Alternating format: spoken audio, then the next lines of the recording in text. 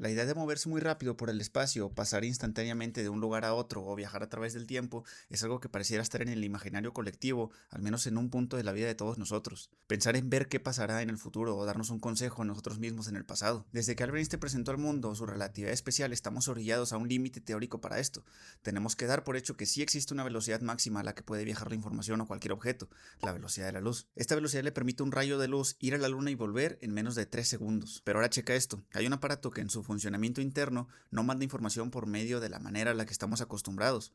Lo hace a través de unas partículas llamadas taquiones, y que son algo bien curioso porque en lugar de tener como velocidad límite a la velocidad de la luz, solo pueden moverse más rápido que la velocidad de la luz. Este aparato es el antiteléfono taquiónico y sirve para hacer llamadas al pasado. Platicamos sobre el antiteléfono taquiónico, de dónde viene la idea, qué paradojas surgen, sus implicaciones teóricas y algunas interpretaciones a este concepto.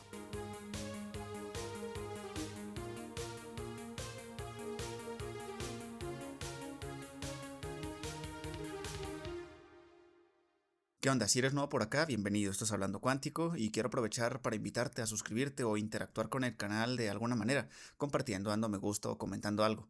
Aquí me vas a encontrar hablando de este tipo de cosas a las que les tengo bastante cariño. El antiteléfono taquiónico es una idea, un experimento mental, un concepto que se define como un dispositivo capaz de enviar señales al propio pasado de un individuo mediante el uso de partículas hipotéticas que viajan más rápido que la velocidad de la luz en el vacío, conocidas como taquiones. Hay una paradoja conocida como la paradoja de Tolman, la cual es un experimento mental que ilustra cómo la existencia de tal dispositivo y por consecuencia la comunicación superlumínica te lleva por un camino donde te topas con una contradicción lógica donde el efecto se da antes que la causa. Richard Chase Tolman describió la idea central de esta paradoja en 1917, quedando así su nombre en el concepto.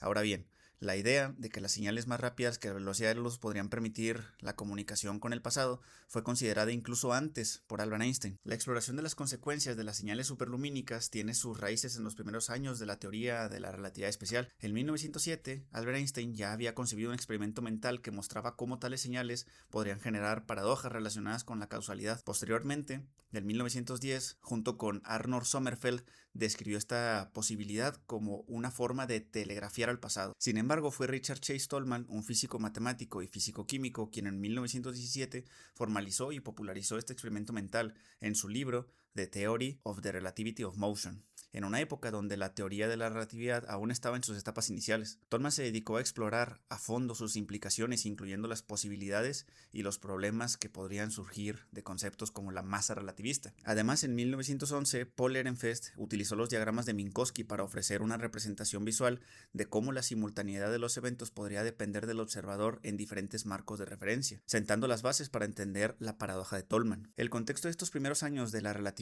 estuvo marcado por un intenso debate y una profunda reflexión sobre las nuevas concepciones del espacio y el tiempo. En esencia, la paradoja describe un escenario en el que un observador A, digamos Emilia, envió un mensaje por su antiteléfono taquiónico contratado en Telmex a un observador B, digamos Sergio. Debido a los efectos de la relatividad especial, a velocidades superlumínicas, Sergio podría recibir la señal y enviar una respuesta taquiónica que llegue a Emilia antes de que Emilia haya enviado la señal original. Este escenario nos da la idea central de la paradoja, el efecto.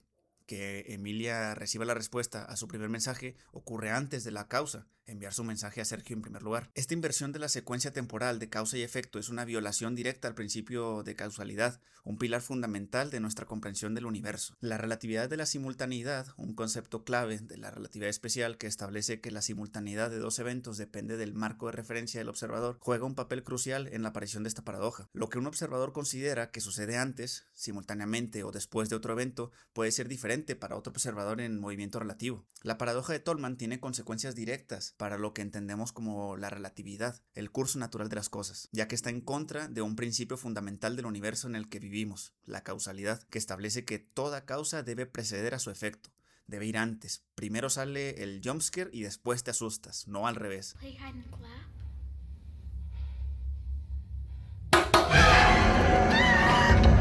Si la comunicación superlumínica fuera posible, como lo sugiere el experimento mental del antiteléfono taquiónico, querría decir que es posible enviar información al pasado, a tu propio pasado. Imagínate a ti ahorita pudiéndote marcar a tu yo del 2010 y convenciéndote de comprar todos los bitcoins posibles. Pero esto, a la vez, generaría paradojas temporales bien conocidas como la paradoja del abuelo. Aunque la paradoja de Tolman se centra específicamente en la comunicación, sus implicaciones se extienden a cualquier forma de viaje más rápido que la luz. que pudiera permitir la interacción con el pasado. Es importante enfatizar que la paradoja no necesariamente decreta la imposibilidad del viaje superlumínico en sí mismo, pero sí señala un problema significativo con la transmisión de información a velocidades que exceden la velocidad de la luz dentro del marco de la relatividad especial. Las partículas de las que estamos hechos, como las bariones, partículas formadas por 3 quarks, como por ejemplo los neutrones y protones de los núcleos, o los electrones, tienen algo que les impide alcanzar al 100% la velocidad de la luz.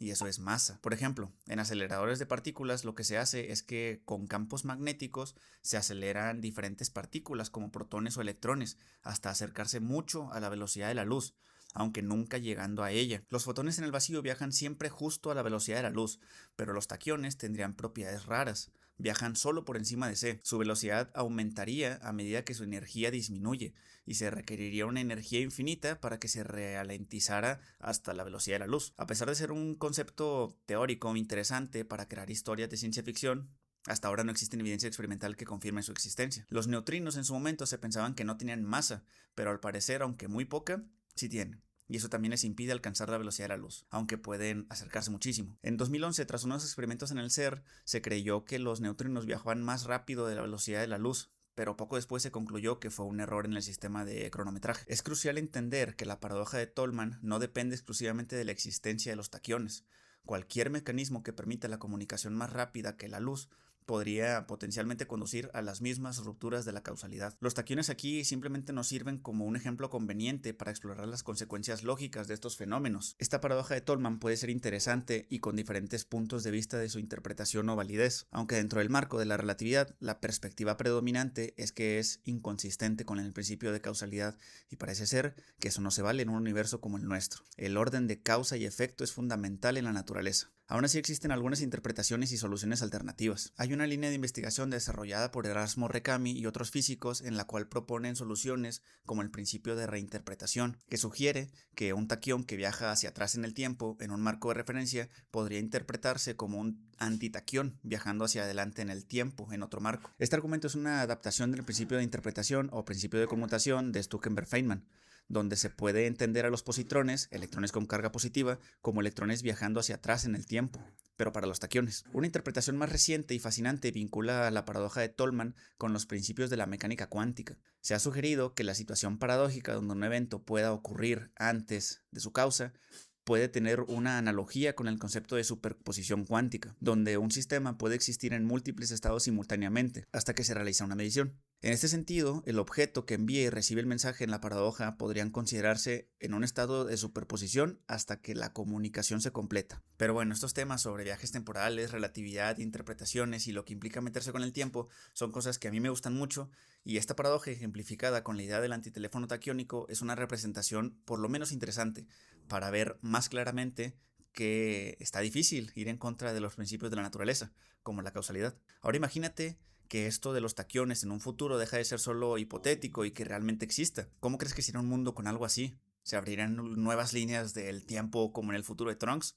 ¿Se cambiaría el presente como en Volver al Futuro? ¿Qué implicaciones filosóficas podría tener? Dame tu opinión aquí abajo, y si llegaste hasta acá, muchas gracias. TTQM, suscríbete aquí, interactúa de alguna manera con el video para que el algoritmo me trate un poco mejor. Puede ser compartiendo, dejando un me gusta, suscribiéndote, comentando algo o haciendo esas cosas que todos ya sabemos. Y recuerda visitar el canal de Amantes de la Ciencia del Arte, donde salgo yo con mis amigos Emiliano y Checo, platicando sobre cosas que después me censuran. Pero bueno, bye.